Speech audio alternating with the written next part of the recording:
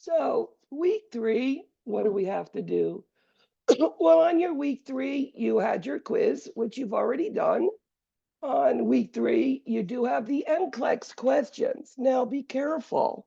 It's on growth and development. It is just not on just pediatrics, okay? So, it's not the pediatric section in the book.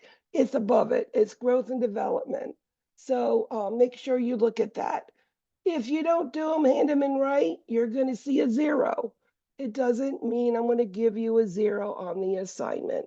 It just means go ahead and please turn in. I'll always put a comment to let you know those things. And you do have your first CJ Sims. Now, I was told in another class that they did it in maternity. Even if you've done it before, you need to redo it again, okay? Remember, next week is exam 1. Anybody who wants any sort of one-to-one math help, etc., let me know. Now, another thing about next week, I am going to be on vacation on Thursday, Friday, and Monday. What does that mean for you? Well, I'm going to be sending you a link to take the exam with another professor. Okay? Dr. Gullett is going to be giving you the exam. When you are done with the exam, you are going to join Professor Morris's class, and she is going to give the lecture. It still means your grades will be out on Saturday, because that's when we meet to make sure the exams were written correctly and it was fair, okay? So that's a change. I am not here next week. Now, am I reachable? Yes. Send me in fact, send me an email instead of Canvas. That one lights up on my phone quicker than does a message in Canvas, okay? In case you need me. Any questions about that? And of course, I'm going to put a detailed thing there for you. All right, let's go ahead. School age children. It's a really big area of ages from 6 to 12. Now it starts with baby teeth coming out, right? The deciduous teeth come out. And then by the end, all of your permanent teeth are in and puberty starts. We know over those 6 years you grow a lot, you gain a lot, but it's very slow, very steady, and it's more like that step stairs where you gain weight, you get tall, and that goes all the way up. This is where little children start looking like young adults, okay? And they become more physically adept, able to do things more, and emotionally they can handle more. As then remember, toddlers need a schedule. Well, school age children don't. They can adapt easier. So that basically talks about it. I don't go into numbers, so don't remember numbers. Just know that in 6 to 12, you're going to see weight double and your total height. It can go up to 2 feet, just to know that it's slow and steady. Boys or girls are the same still.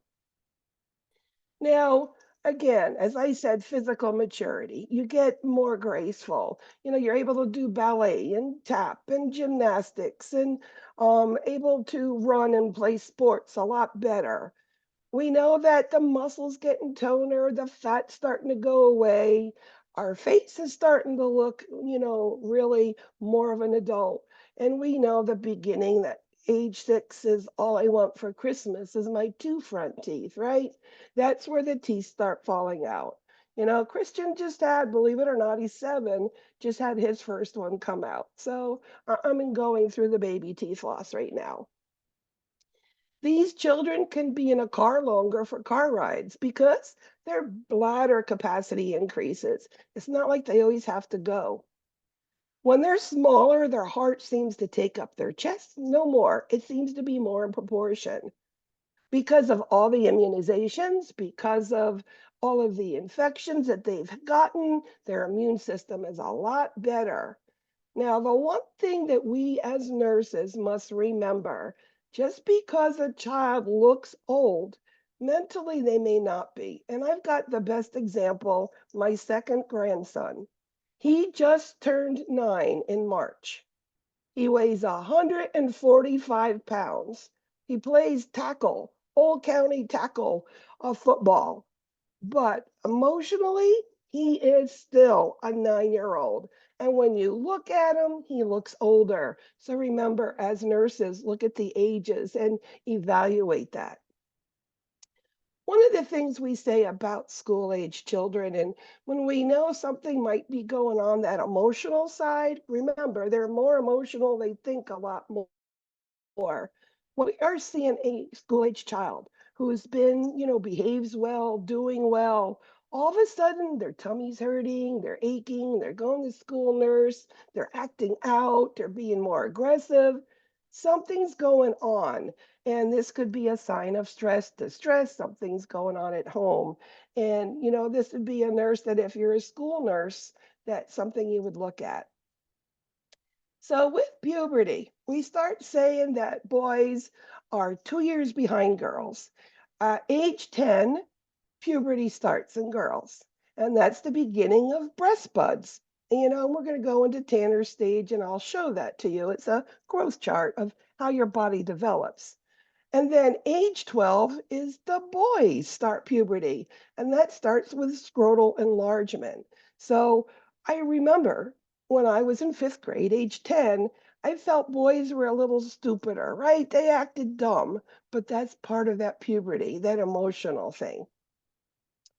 Now, school age, ages 6 to 12, you're going to treat the 6-year-old and the 12-year-old differently. 6 is still a child. So, 12-year-old going for an x-ray, I'm going to take a picture of your arm, see if it's broke.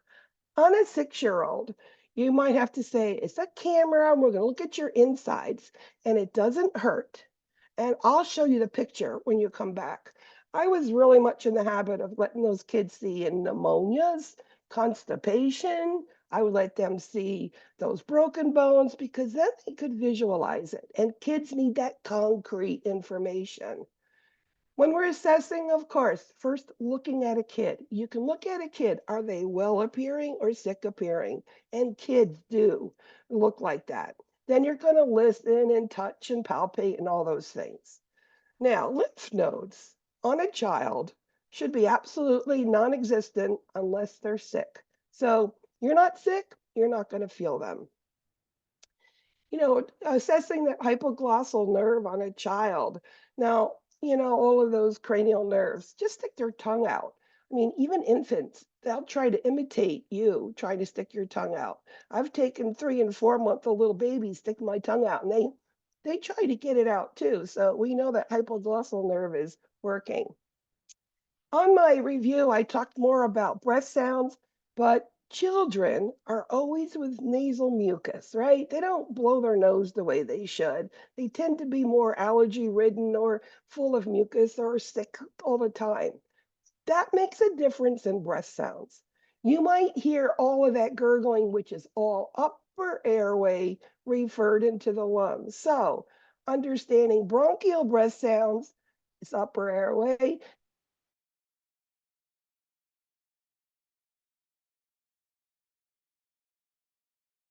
And then we could go down lower and listen to the real sounds and, make a difference in breath sounds.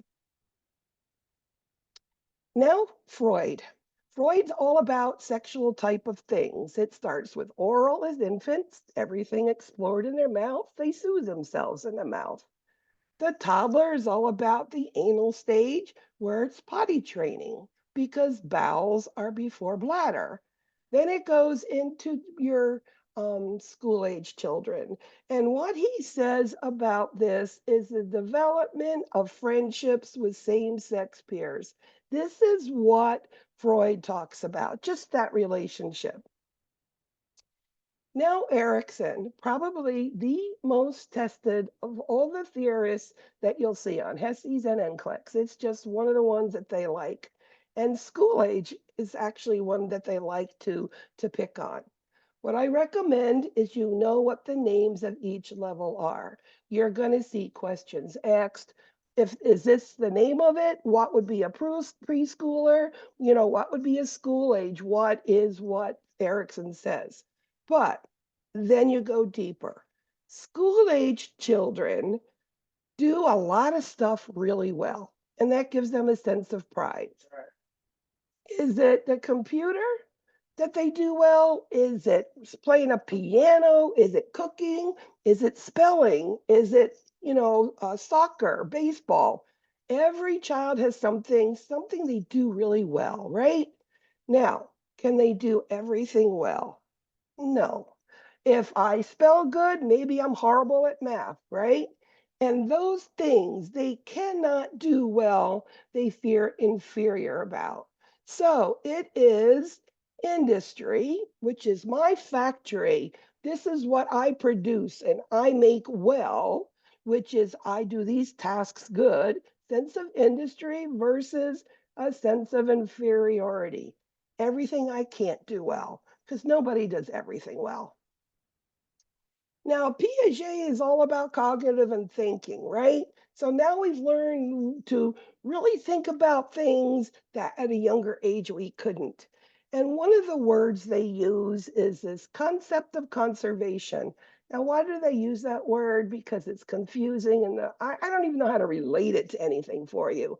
But what it is in conservation, you can have a glass of milk that's tall and thin, and then you have a glass that's short and fat. And you could take the tall one, pour it in the short one, and they're both the same amount of liquid in there. Now, a preschooler would pick the tall glass to get more, but a school age child knows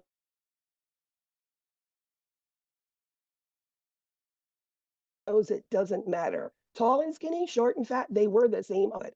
Another thing, they like to put all their blocks in a place, all of their dolls in a place, all their this in a place. Those classifications of things. Even some young girls like to even take and put their closets, all their short sleeve, all their long sleeve, or all the colors together, right? These are classifications that they do, okay? Or it's a bunch of pennies. You put 10 on the desk and line them all up, and it looks like 10. Well, you mess them all up all over the place, there's still 10 pennies there. So, this is what all of this means right there. That's conservation. Now, one of the things, that is different between your school agers, which is you have to see it, know it, feel it, then you understand it, because remember, it's all about thinking, and that's called concrete operations. Concrete. You can feel it, see it, it's solid, it's there. I know it, okay? And then adolescents, they just figure it out. They can take and get what they want by trying many different ways they've never heard of before, trying to figure out how to get whatever it is they need. I think adolescents are experts at it. Mom says you can't go out, you can't do this and that, and the child knows what to do, how to do it, when to do it to get what they want, right? That's what adolescents do. Now, morality, thinking about right, wrong, and a consequence for each. Now, preschoolers are all about reward and punishment, right? Well, school agers want to please and they don't want to do wrong, okay? Because they want to please. They feel good pleasing. That is Kohlberg for your school age. Spiritual development, Fowler's, theory, it's all about children know what they've seen. Again, concrete, what I see, touch, feel. It's solid. I know it, okay? That means if all you've known about Christmas is Santa Claus and a Christmas tree and presents, that's all you know. Depend whatever religion, whatever you've seen, is it the menorah, is it whatever, that's all they know, unless they've gone to church and they understand all the ins and outs of whatever the religion is. So that's all kids know at this point, only what they've seen and touched and felt and believed in, okay? Now, one of the things about spiritual development is believing there's somebody that's more powerful than them. When some people call it God, there's other names are used by other different religions. Whatever it is, that person you look up to. If they do something wrong, they hit their sister, or they got an F on a test because they didn't study, and then the next day they fall down, break their arm, they feel they're being punished for bad behavior. God punished them. So that is absolutely in the school age children. Now, social development's important. That's like going out with other children. And if it's in groups, Girl Scout, Boy Scouts, any sort of sporting things, we also know that it's also that other adult influencing them. But it's important because now they're building up understanding of other people besides what they already know. And we know social development is same-sex peers at this point.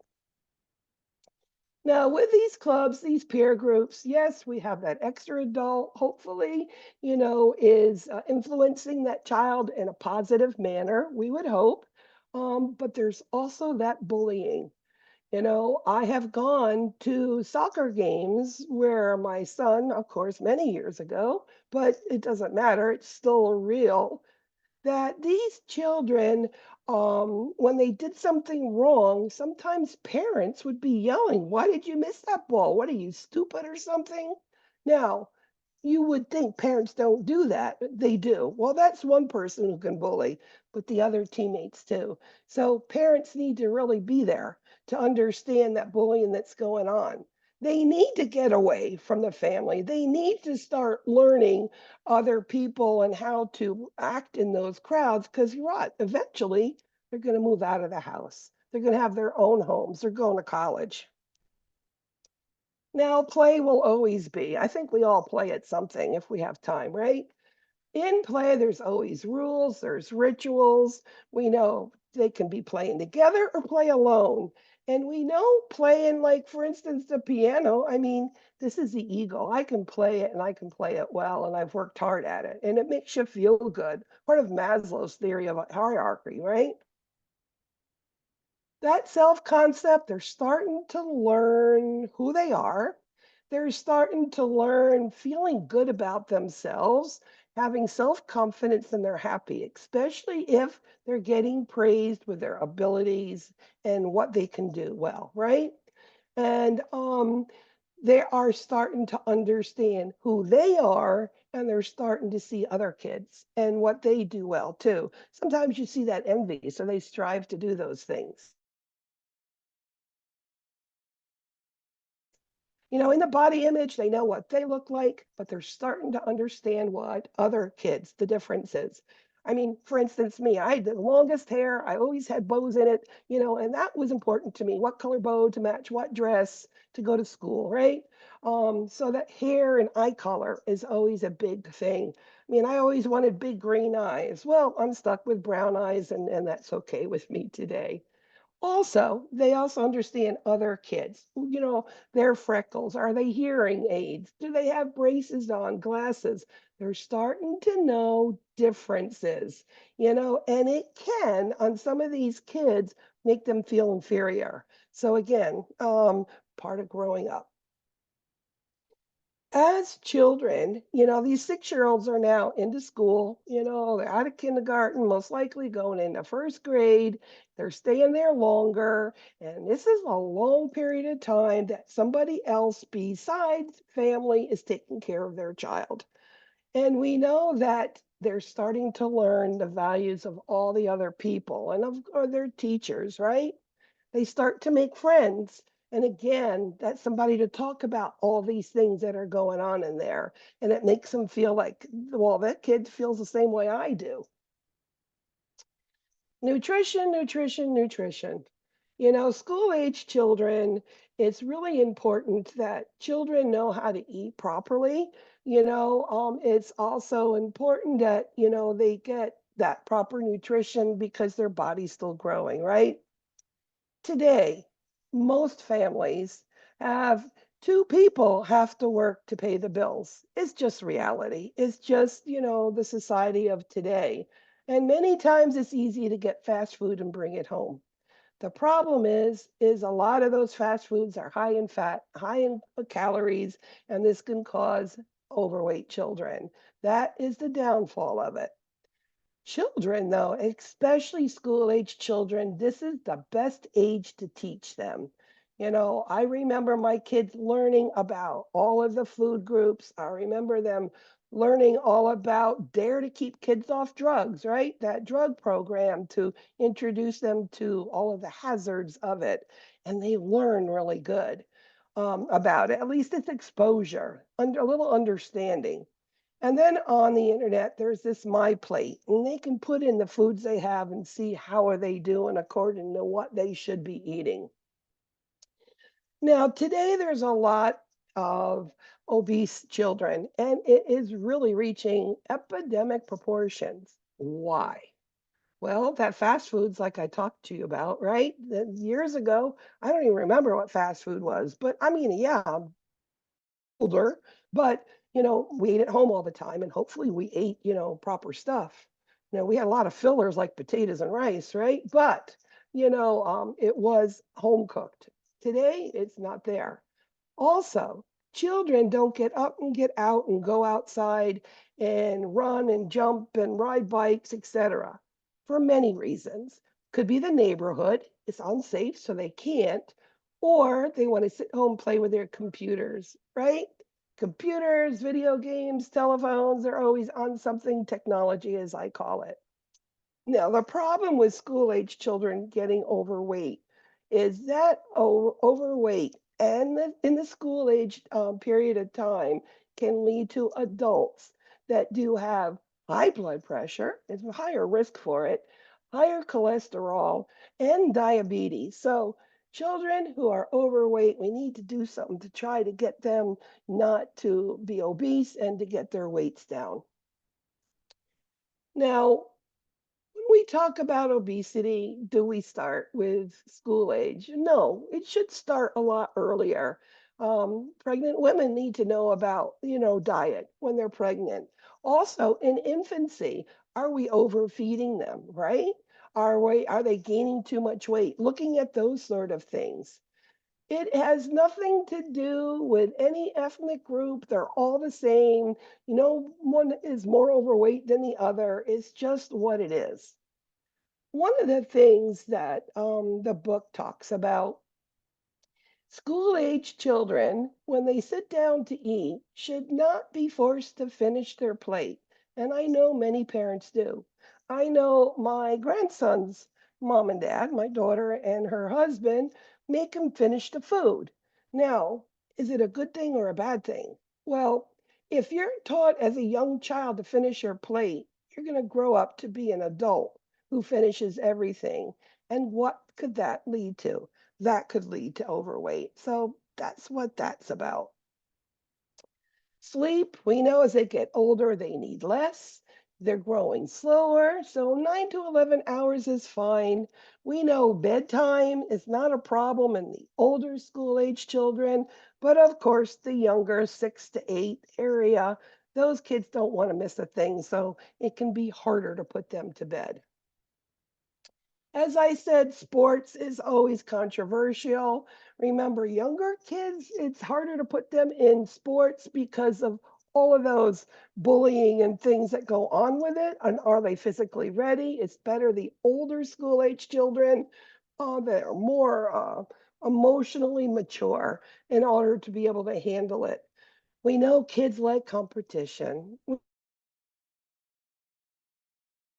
know what that's all about. They always like to win, right? And dental health. They lose all their baby teeth, all their permanent teeth come in. So we really need to protect those permanent teeth. So, what is said? They must, at a minimum, brush their teeth before going to bed. It would be good if they could floss their teeth.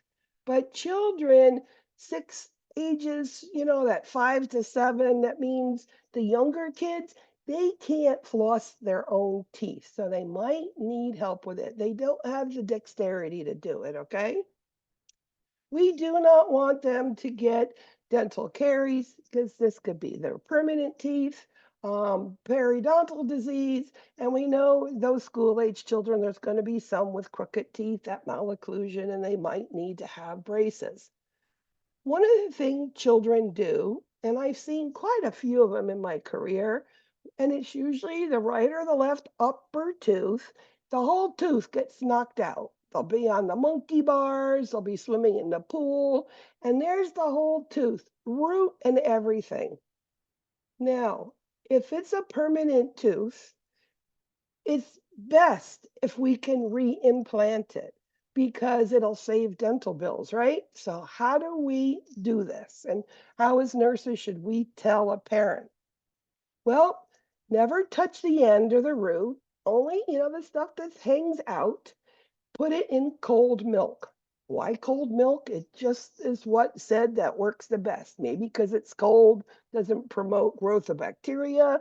Maybe it's a calcium in it, vitamins, I don't know. But it tends to keep the tooth healthy. They get to the ER or they get to a pediatric dentist, they numb the area and they push it up in there. They eat a soft diet for several days, and many times it will reattach. And that's better than going through posts and false tooth and all of those things, right? So,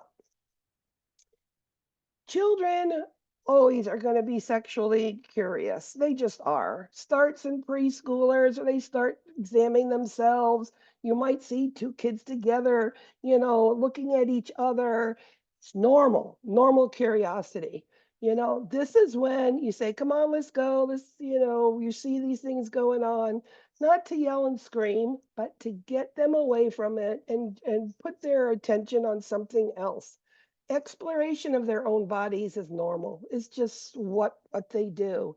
Now, school age children tend to hear more or listen more to older kids, right? Especially if there's older children in the family.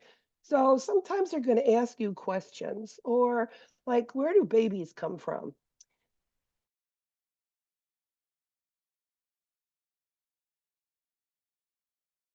Now, what would you tell that child? Depend upon it. They don't need to know the down details about the whole thing.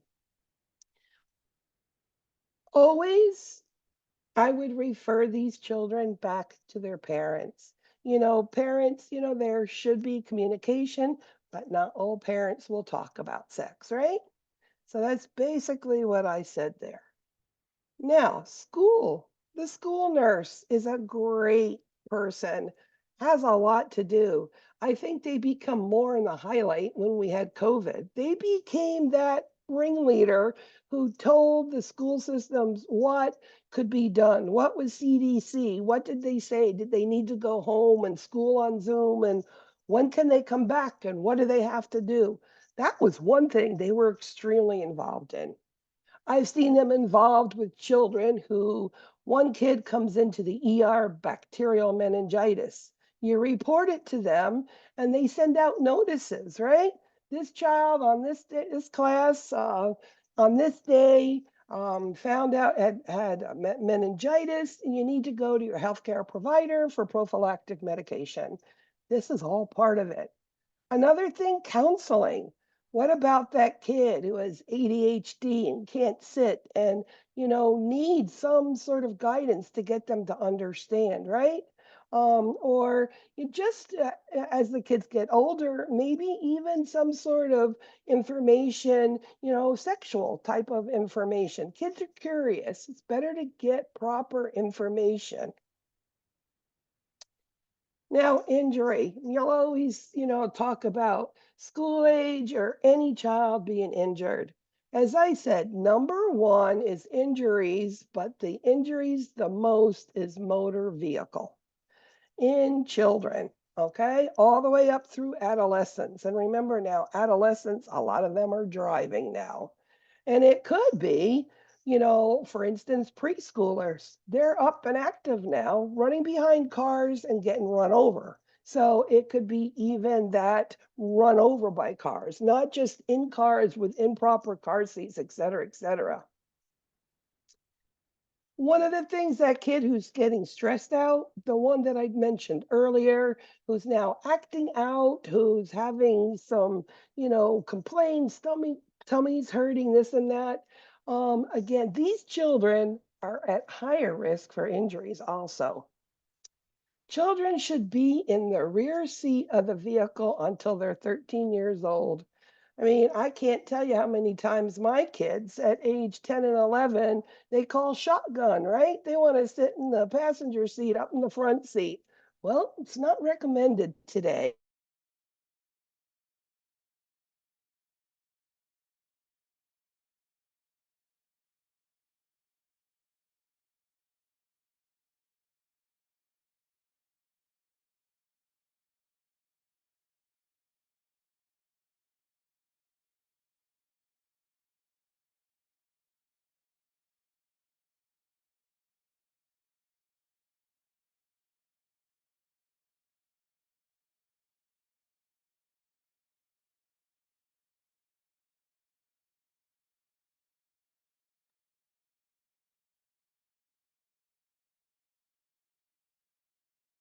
Is she still there or did it just glitch bad? She's frozen. She's totally gone now. I figured as much. I think I'm she Gives just here us might the be now. time and we're out. I'm here now. Oh Just, I my figured. gosh. Okay, There she is. She's back. I apologize. I'm going to Okay, wait, are call we up back? Comcast and scream. We're here. So, injuries and ATVs, I was talking about. ATV should not be used for children under 16. And the reason is that children at 16 really don't have the mental capacity, if they get lost, to take care of themselves. Um, and you can't watch a kid on an ATV because they're going to take off and they're going to be gone and you're not going to see them. Also, kids love trampolines, right? They're not recommended. And always, always safety equipment for everything. So parents have gone from being protective, right? They now are starting to have to let go. They've got to let those kids go off and play sports and be with other people. And it's really getting them prepared for when they do move out. So the children are learning more now. Now, I mentioned ADHD with a school nurse. You will see school nurse working with these children. They're sent to the office because they can't sit still. They look like they're troublemakers. They just don't know how to deal with themselves, right? So, one of the things that was said, these children, many parents have tried a lot of things. A lot of even teachers or sometimes even nurses would assume the kid's just spoiled and don't want to listen. Don't ever assume that. Call in a family counselor, right? Find out what's going on. What have you tried to do? And listen, because they're probably frustrated and they need somebody else to help them, to make a plan of care to help them. Do they need to be on meds? Do they need therapy? What is it? What do they need? Now, enuresis, this is when you go pee in the bed at night, right? It's primary, which means you never have been dry. Secondary, something happened. Diabetes mellitus, urinary tract infection, something's going on. Why? Well, a primary, you would find out, all the information you can, and then put them on this behavior modification. No water or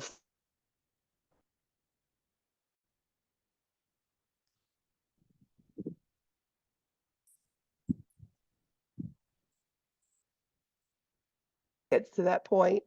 And secondary, you would find out, is there something going on? Is it a condition, a medical condition? Acoparesis. Now, one of the things children can do for attention is to hold their bowels.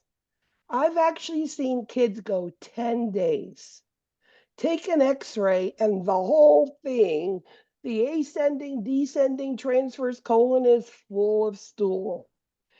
It's sometimes mental, sometimes it's because of something physical, but they hold it. And echoparesis is that little bit of liquid that can come out and it will soil their underwear and stuff. Again, making those bowels move, putting them on some sort of stool softener or diet or whatever, and making sure it's nothing physical. So the kid gets that knocked out tooth. So where are we going to put it to go to the dentist?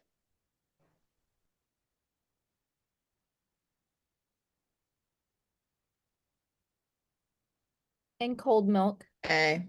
Absolutely. Thank you. Okay, adolescence. I think that this is the roller coaster ride of all parents. They start out being kids and they grow up to be adults, right? And they want all of those adult privileges before maybe they're ready to have those privileges, right? So it goes through rapid physical, cognitive, social, and emotional maturation. Because remember, at the end of adolescence, they're off to school or they're out of the house, they're getting married, etc. So primary sex characteristics are what you need to have a child. Secondary are all those changes that you're going to see. It starts with the breast buds, right? And the enlarged testicles on males. And then it goes into facial hair and hair everywhere else. And girls getting all the curves and the breasts, etc. Now, when we start puberty, usually it's 2 years later, you'll see the beginning of menses. Remember that beginning of menses is usually right there at that pre-adolescent growth spurt time, which is at ages 12 to 14. During 12 to 14, they can grow 20 to 25% of their height, their whole height, 20 to 25%. So they're growing like crazy, right? And girls are now in that puberty, having their menses, all those hormones, and they are going to have, many of them, irregular menstrual cycles. That's why mom tells you to mark the calendar so she can follow to see how regular you are, right? And like my brothers, I had 6 brothers. Oh, she's got her period. That's why she's moody. She's all hormonal. And that's part of it too, isn't it? Now, one of the things that we do at this time, around 12, girls and boys do that 3-dose HPV vaccination. Now, tanners is something I've seen them ask about what stage on a HESI before. Something about tanner stages. So, tanner stages is just a chart to tell you how the development occurs. That's all this does. So if we look at it, 1 is nothing, 2 is the beginning of changes, and then 5 is when you're that adult female or you're adult male, okay? So as I said, in that physical growth, that pre-adolescent growth spurt, as we call it, that's usually over 2 to 3 months. And we know that at this time, many changes are going over. Now let's go into the theorist. Identity.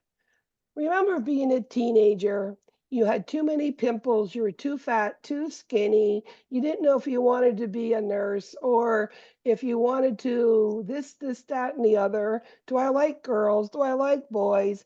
What group? What's my hangout group? Are they the rock group, the band group, the sports group? Who's my identity, right? And my body image. Do I like it? And body image is huge. If they don't like themselves and they're not in your adolescence because they don't know how to handle this. This is all of this, all of a sudden they're grown up, right? Now, it is said that it is such a strong depression and such emotional stages that go on. Any signs of suicide that should be taken extremely seriously and get help. How would you see signs? Well, They eat too much, eat too little, sleep too much, sleep too little, don't want to go out of the house. And some of them you'll see start talking about death and dying. You might also see that. Any comment on I want to kill myself should be taken seriously. Now, social development, now it is trying to get away from mom and dad, being more independent, right? They want to be accepted by what peer group they want to be in, right? Are you the band person? Are you the sports kids? Are you the music? Or are you into the theater club? What is it? You want to be accepted. You want to like your body image. It's also an intense sociability stuff that goes on. For example, my best friend started to date the guy that I told her I liked. So now I've lost a best friend and I've lost the guy I wanted. Now I have intense loneliness because now my best friend is gone too. This is this little stuff, which is huge for an adolescent. Parents, we know that adolescents adolescents want to have all of the privileges and no responsibility, don't they? They want to be able to go and do what they want, come home when they want. And parents, they still want to keep them close because they're afraid, right? So, major conflicts start about that independence and control about 15 to 17 years old. And that's where you see a lot of that, argumentative type behaviors between them.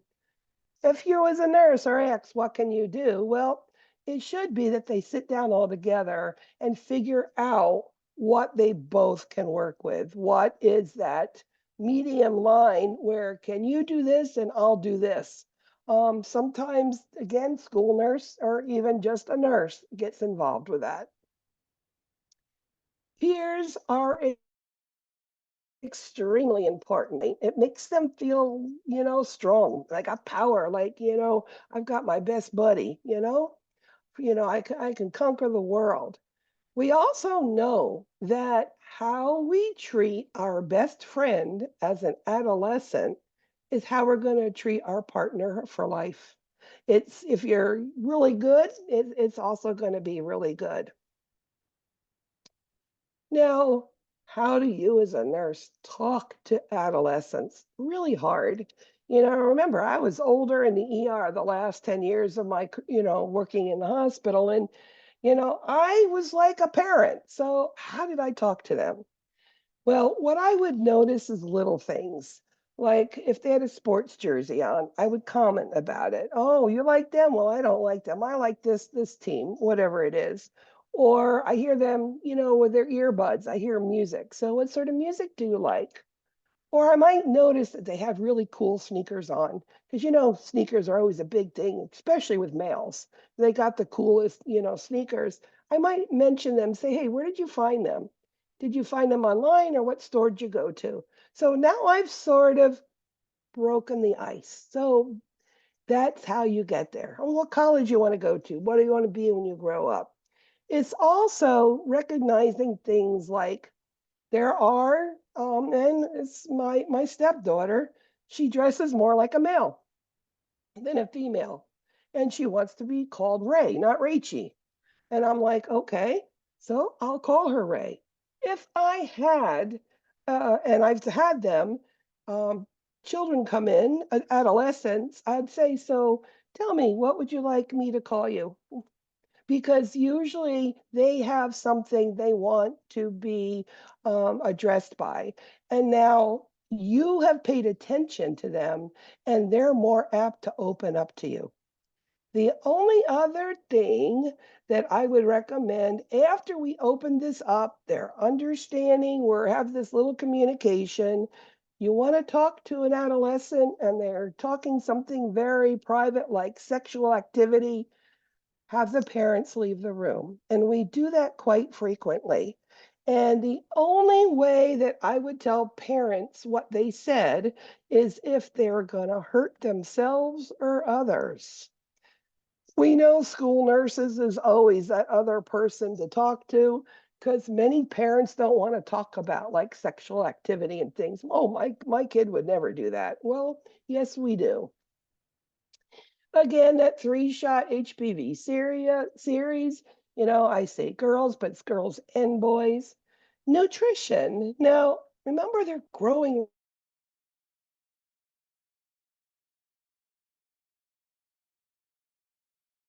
really fast in the beginning of all of this, right? And usually do. They grab a power bar, they grab a bottle of water, and they go for the day. Many kids don't want to spend their lunch money because they want to save it up for maybe a weekend something, right? So they don't eat. So again, the nutrition they're getting isn't what they should get. So you will see two different ends of the spectrum there. You'll see the child who doesn't eat enough, and you'll see the child who tends to be overweight. Now, how would you evaluate either one? Good old 24-hour food diary. Any age kid, if there is any sort of question on weight and food intake and nutrition, it's always a diary. That 24-hour diary. What did he eat yesterday? What did you eat, on this day? It's a good telltale sign of, their nutrition. Now, adolescents should sleep more because they're growing, right? All that big growth in the beginning, but they don't. And why? Well, they've got schoolwork, they've got baseball games, they're texting on their phones all hours of the night, they're studying for exams. I mean, all of these things. So they're not getting the sleep that they need. So that is a concern. They should exercise. Do they have time with all the things that go on? And of course, permanent teeth are in. They should be brushing their teeth and flossing. Now, sexuality, I sort of mentioned that as, these adolescents asking questions, and maybe they came into the ER with, let's say, their third urinary tract infection. And I've seen that on girls. And finally, they'll admit, yes, I'm having sex. So what would you tell these adolescents? Well, what they say is just to give written and oral information. You don't put in your opinion. Okay? So this is giving them written stuff. I mean, we still have Planned Parenthood out there now, and there's other places they can go, and adolescents can go and get what they need without parents knowing this. So to have somebody to talk to is what they need, right? A school nurse or the nurse in the office or in the urgent care, whatever it is. Information, good information. So safety, what is number one? Motor vehicles, right? Now they've got their driver's license. Have you ever seen kids climb on the hoods of cars in parking lots and then the driver gets in and drives?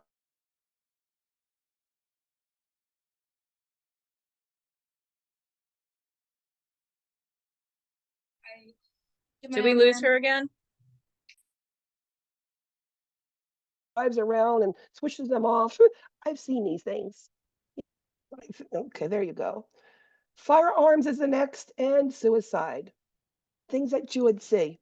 And remember, anytime they're in sports, proper equipment needs to be done. So Matt is 14 years old. What happens at that 12 to 14 age? They grow a lot, right?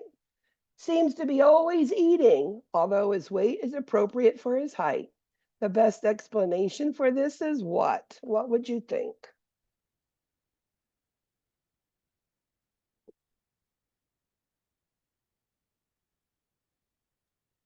A. Absolutely normal because he's growing now. So, yes,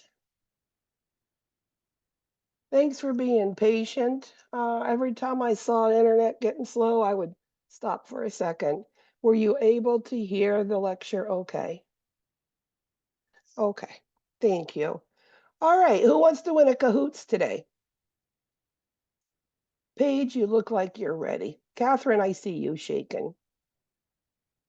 Dominique, there you go. Justin, are you ready?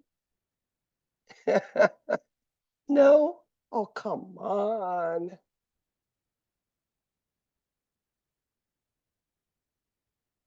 There's like 40 questions here. It's not horrible. We should be done right around 5 o'clock. If anybody wants to stay over a little bit and do dosage calc, I will help you because we do have a little time.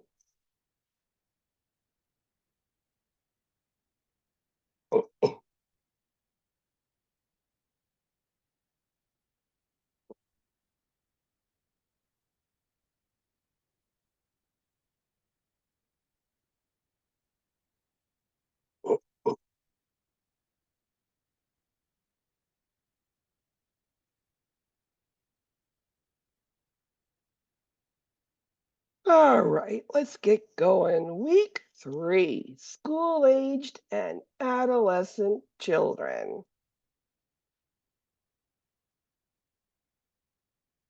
How does the onset of pubertal growth spurt compare in girls and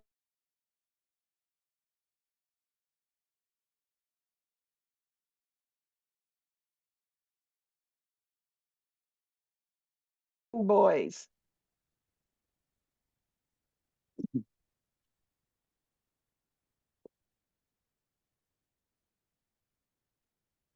I saw y'all trying to catch up. Remember, with these girls, the puberty, remember, girls are 2 years before boys. Just remember, Professor Bogart says boys were dumb when she was 10 years old. A multi. What activities are appropriate for a 6-year-old child? Remember, school age like to do things well and they don't like to fail. You would never have them do something that they couldn't accomplish. That is in any activity, whether they're in the hospital and you give them something to do or a sport. So, hopscotch, riding a bike, jumping a rope, yes. But can they play solitary yet? Do they know? Would that frustrate a 6-year-old? It might. So that's why that one wasn't an answer. And because of that reason, It said hopscotch was wrong too. it is hopscotch. At what age should a parent expect to have major conflicts over independence and control of their child? Thanks for that. I'll have to change the Kahoot.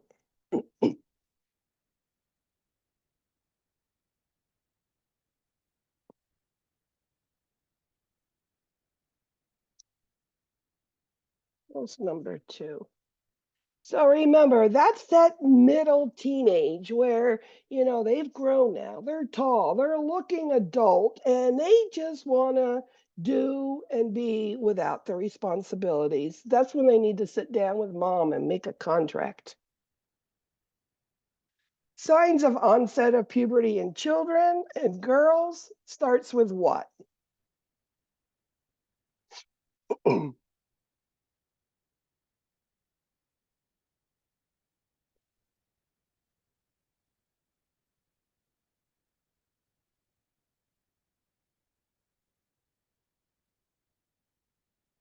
So with girls, first thing is breast buds. Very good. And onset of puberty in boys.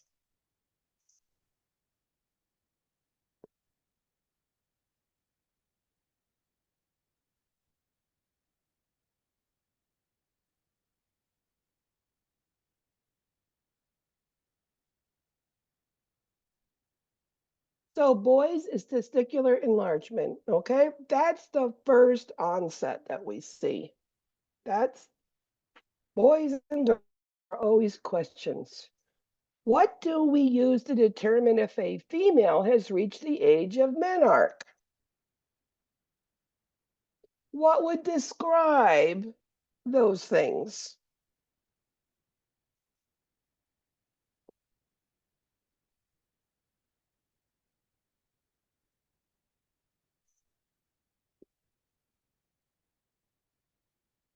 So that's what Tanner's staging is.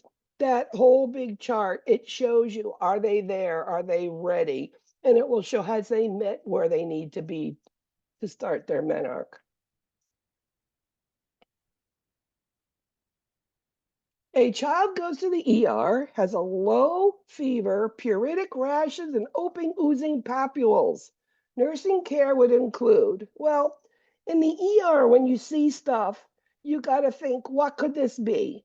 Because remember, you need to protect yourself and protect the other children. And this is extremely common that I see. This could be chickenpox. Chickenpox is airborne. So what do you need to do? That N95 mask for you, put them in the room where the air goes outside and not in the hospital. Just because there is a chickenpox vaccine doesn't mean it's gone. Children still get chickenpox, okay? Even with the vaccine, the varicella. The source of injury, whether intentional or unintentional in adolescence, is associated with what? Injuries.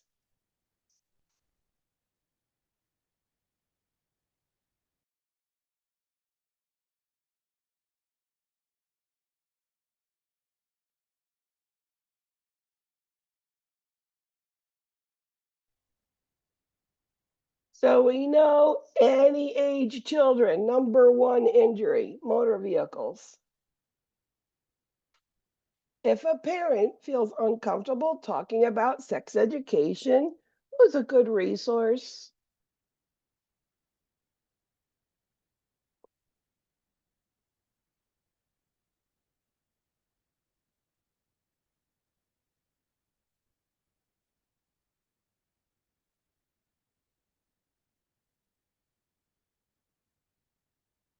And this is your school nurse. You know,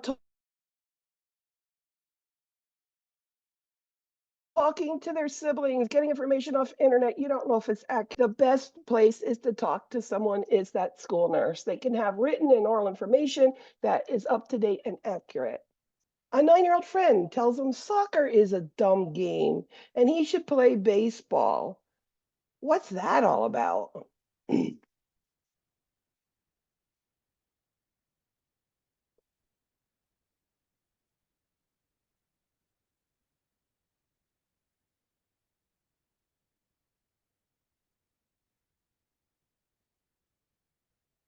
So peer acceptance is important. And in school age, children will change what they want to do just to be with their friend. Not uncommon, it happens all the time. Is it right? Well, I think kids should do what they want, but having a peer, friend is what they need. During admission, the father of a 16-year-old says, we are Buddhist. Culturally competent care includes what?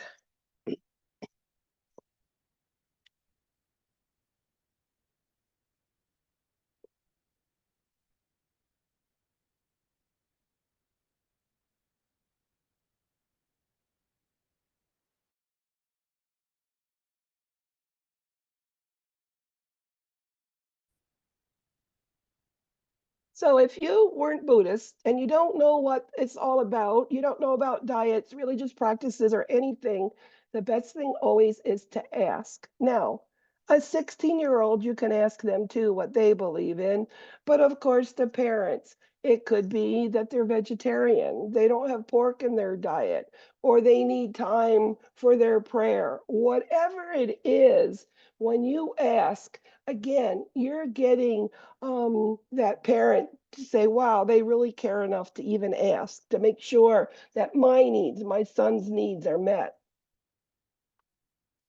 When teaching sex education and contraceptives for adolescents, what should the nurse consider?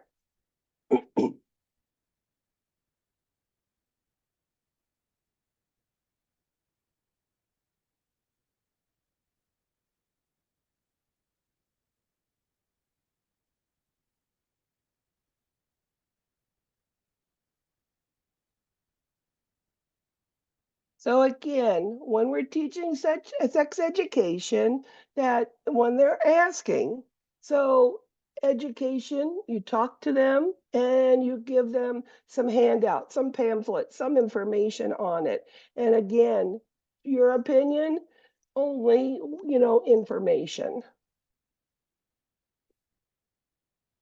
Infants go through a predictable sequence of growth and development. This is called what?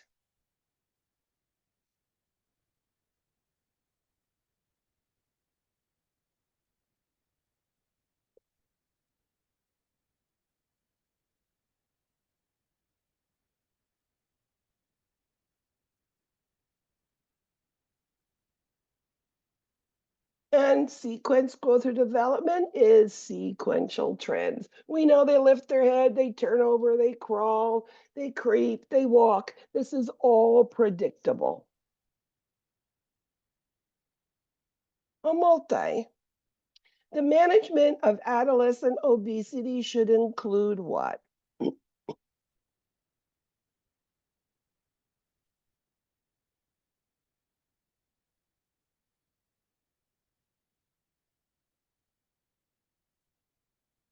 Paige, he is your mini you for sure.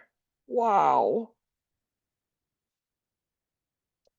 So again, anything that does with diet and management of weight, that diary, number one.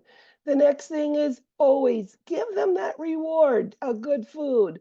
I mean, I want a bowl of ice cream once a week. And I'll be happy. Now, I'm going to give you some carrots, some nutritional food. So I'm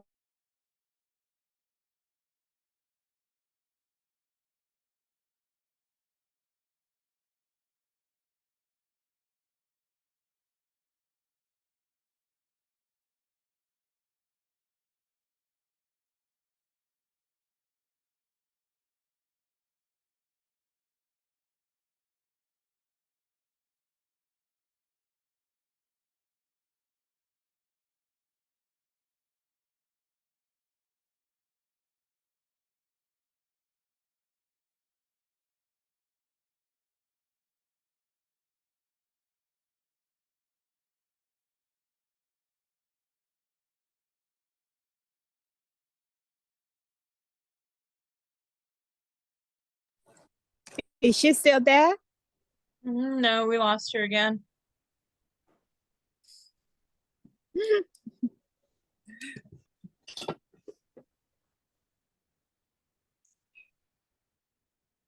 My morning class did the same thing.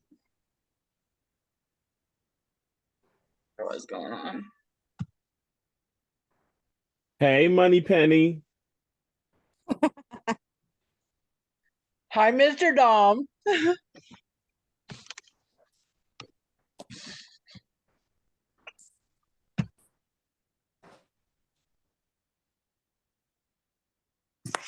Why is your head, Dominic? My head fell off my shoulders onto my bed.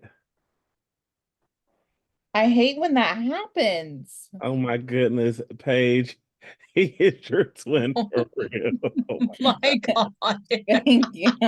Yo, I don't think I've the ever seen a child glasses look and more like their mom. everything. Y'all are identical. That's crazy. He wanted to play Cahoots, and here we are, waiting on Cahoots. Hey, we're gonna be waiting, it seems like. It kicked me out of the room completely.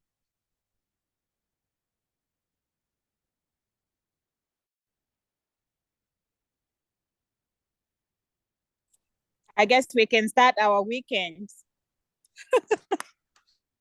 I got clinical tomorrow. I don't know about you guys. Hey, Marie, you are just chilling. I think Huh? Marie's already started her weekend. Look at where she's I've at. already started my weekend. I've been eating and sitting outside, enjoying the good weather. I'm not jealous. Yeah, you are. I know you are. There you are. Let's go back to where we were. Oh, I'm sorry. No, it is okay. I'm gonna have to call up Comcast again. It's okay. It's not your, I I get- just feel bad I for get- you. Yeah, it kicked me out of the room. Sorry. No, I got kicked out. Don't worry. Oh, okay. So, what I was saying about obesity and diversions, that's great on young kids. Adolescents are not going to be, swayed by, music or playing a game. It's the younger kids. Diversion is great in the young kids. If they're in pain, if you gave them something to do, that would be a diversion, but not with foods. Which benchmark serves as a beginning period for school-age children?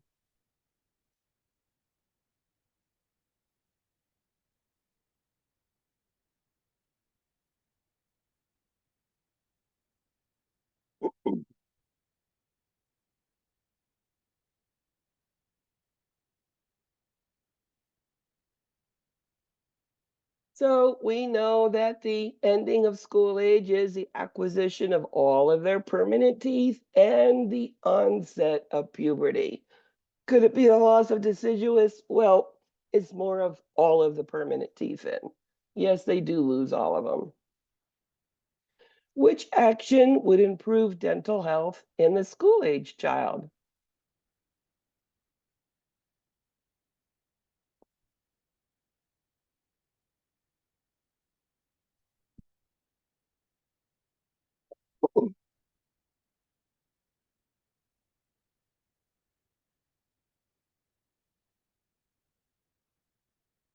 So the thing is, brushing their teeth, yes, flossing it, but when they're able to, remember they say about 7 years old, they still can't. So after that, if not, have parents do it for them.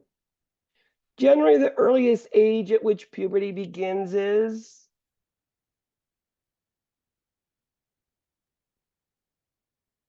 now as we get into the endocrine system, we have something called precocious puberty, and that's just a hormonal issue. But in general, this is usually the years. 10 in girls, 12 in boys. Yes. An 8-year-old girl.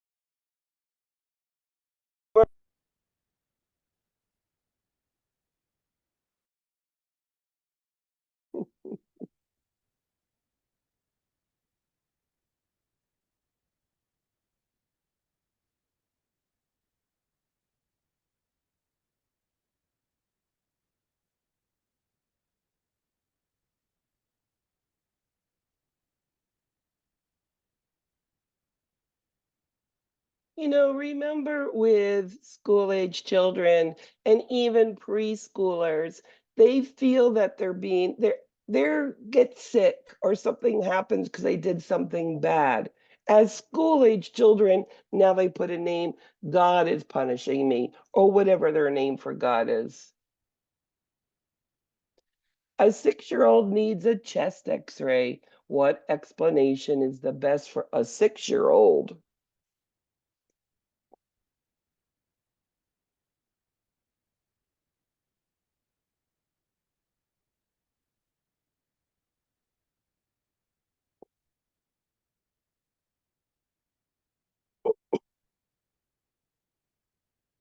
The technician will use a camera to take a picture. Think about a 6-year-old boy. Aren't they into superheroes and x-ray vision and things going through you and zapping you, right? So they could get afraid. You say, oh, you're going to go for x-ray. Well, they think it's something bad. So this is a great explanation. How do you get an adolescent to open up about their sexual history?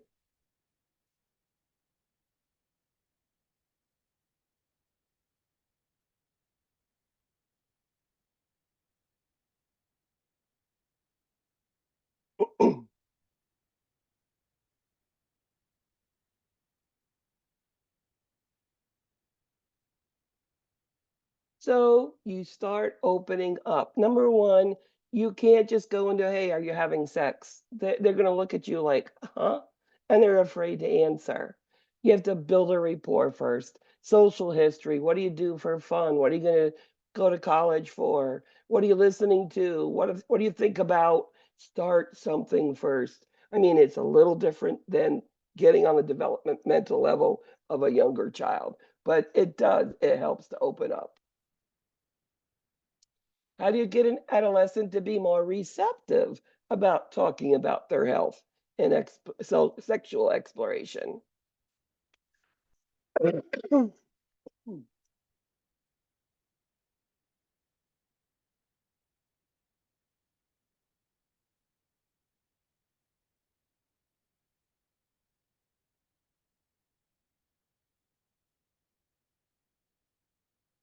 Again, parents, get them out of the room.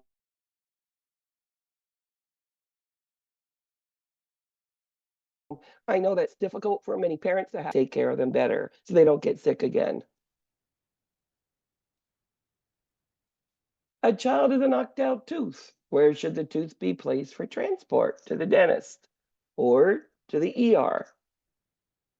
We used to have pediatric dentists on call, and they would come in. We would already numb the area, and they'd come in and put it in, and then they'd follow up at the dentist. And that's in cold milk. You wouldn't put it in salt water because it could be hypertonic, and that would draw the fluid out of the tooth. So that's not why salt. A nurse planning care for a school-age child should know what thought process is seen. School age, Piaget, how do you think?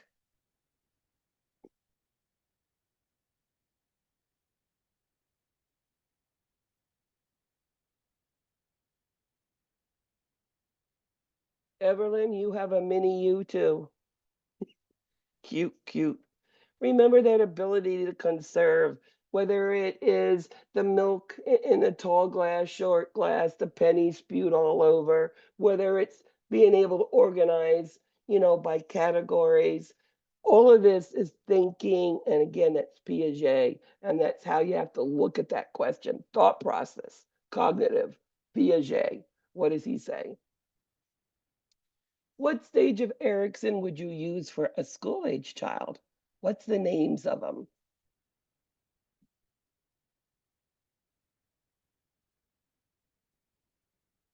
You need to know Erickson's names. You're going to see them used in one way or another, okay? Piaget, not necessarily pre-conventional, those things, no. But Erickson, these are things that you'll see. Now, trust versus mistrust of an infant. They trust when you go, get them when they cry. Mistrust, you're not getting them, and that's going to be an unhappy child. A trust infant's going to be happy and, cheerful. When you talk autonomy versus shame and doubt, that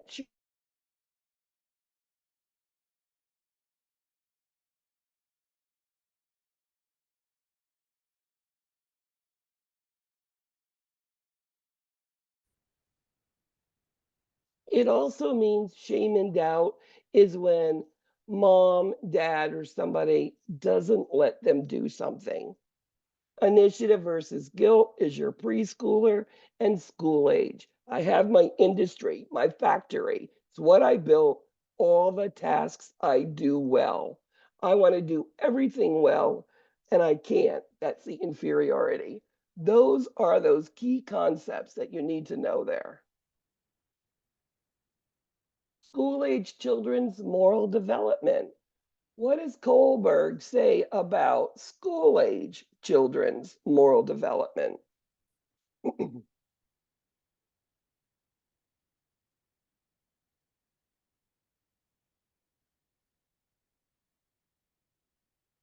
We know preschoolers is all about reward and punishment. School-age children want to please. They, the doing right or wrong behaviors based on consequence, that's your preschooler. That's reward and punishment. School-age children now, they know right, they know wrong, but they just want to please. They want to do the right thing. They want to feel good. They want the praise. A multi.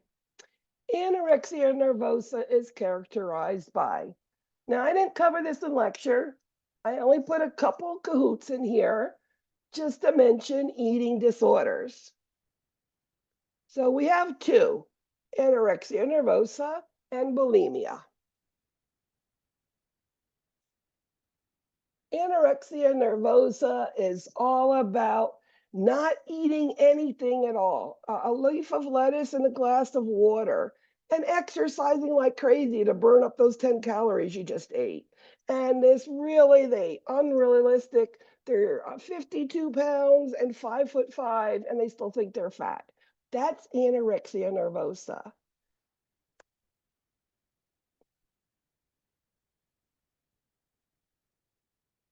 How do you know if you suffer from bulimia? Bulimia is the other side.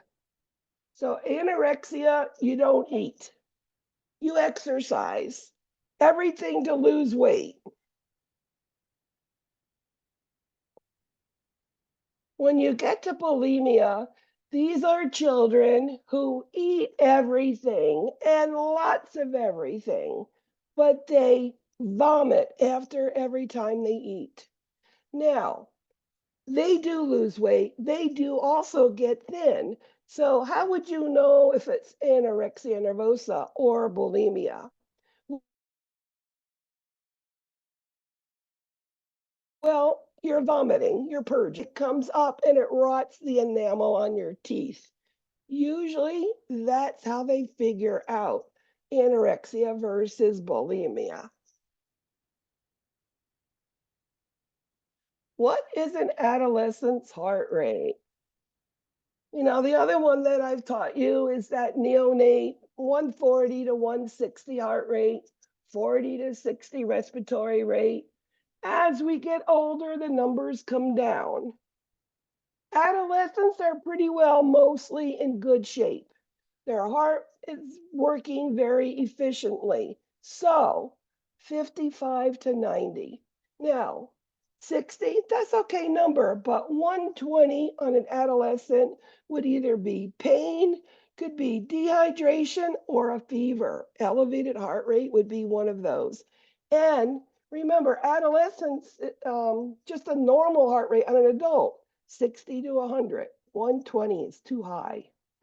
The reason why I pull out these numbers is for you to understand the differences. What if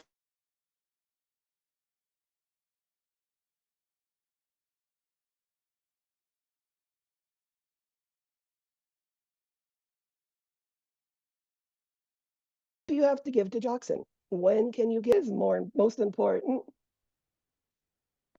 And adolescents' health concerns. What's important when you're talking to them?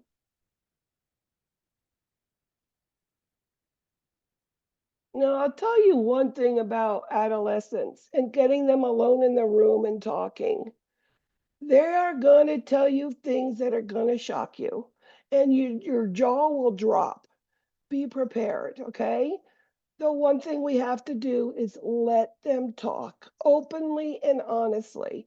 I've been told things and I've tried to keep that, poker face.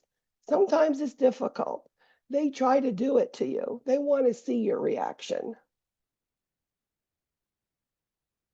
A parent says the infant puts everything in their mouth. Based on Freud's theory, how would you respond to that?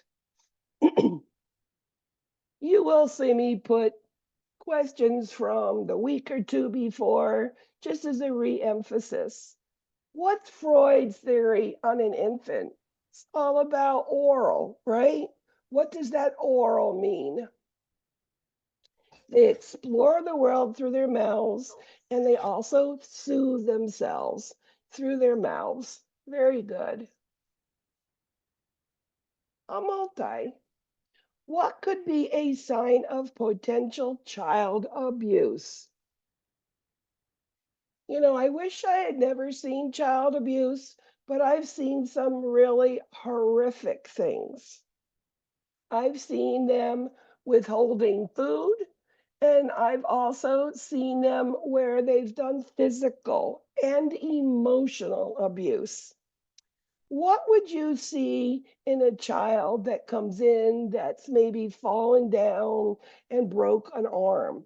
Well, when they tell you that something happened and it doesn't look like the injury, it's how could have that happened? That is one of those little, oh, it could be.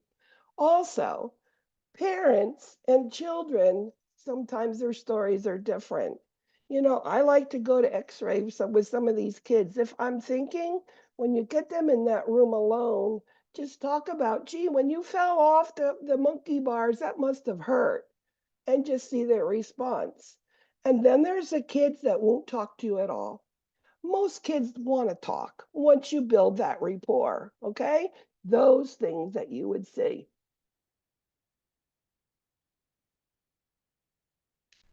In addition to injuries, the leading cause of death in adolescents ages 15 to 19 are, so those injuries, those are your motor vehicle.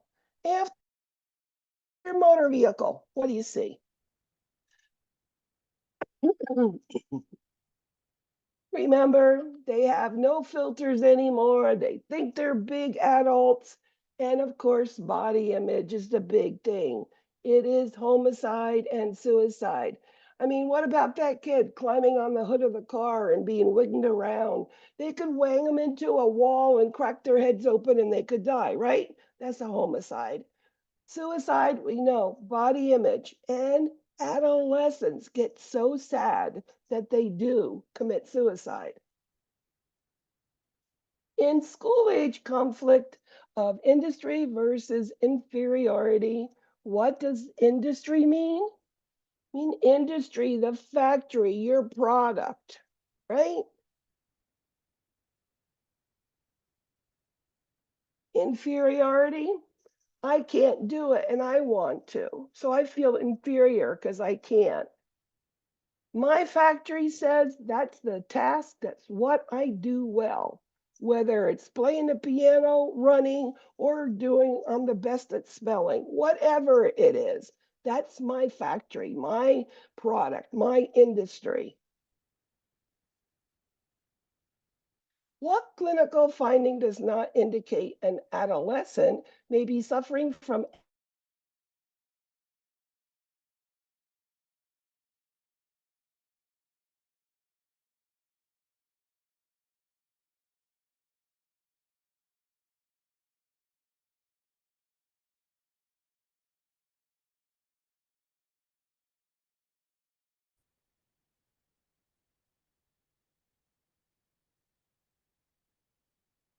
you have 3 of these, and they actually look like hypothyroidism.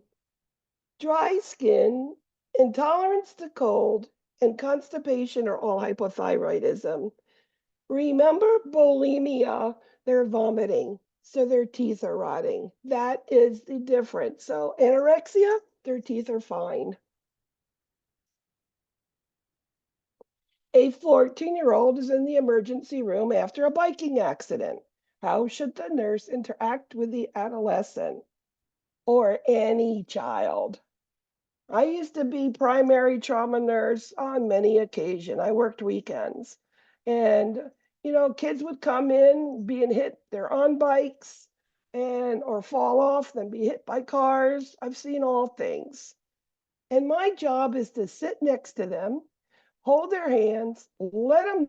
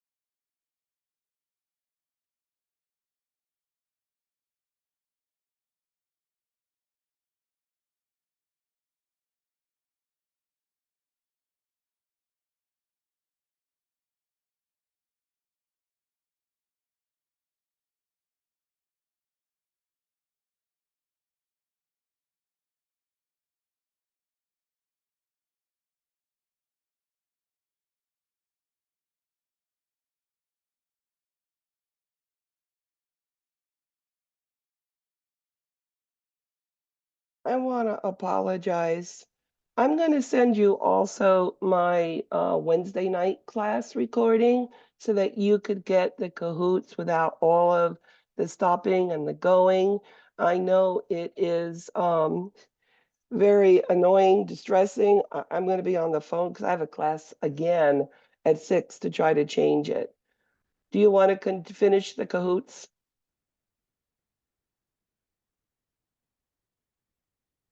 I'll watch the Wednesday class.